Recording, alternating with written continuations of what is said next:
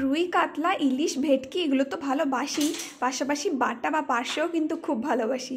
আমাদের এখানে বাজারে বাটা বা পার্শে মাছ খুব একটা অ্যাভেলেবেল থাকে না, তো যখন জানতে পারি যে মার্কেটে আজকে বাটা বা পার্শে মাছ এসেছে, তখনই আমার হাজব্যান্ড গিয়ে মার্কেট থেকে মাছটা নিয়ে আসে।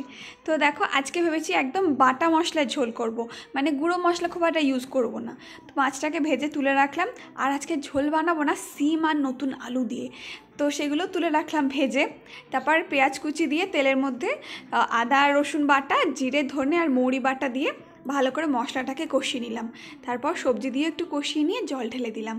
আর বিশ্বাস করে এভাবে ঝোল বানালে না খুব টেস্ট লাগে, আর মৌরির গন্ধটার জন্য এই টেস্টটা আরও বেশি ভালো হয়।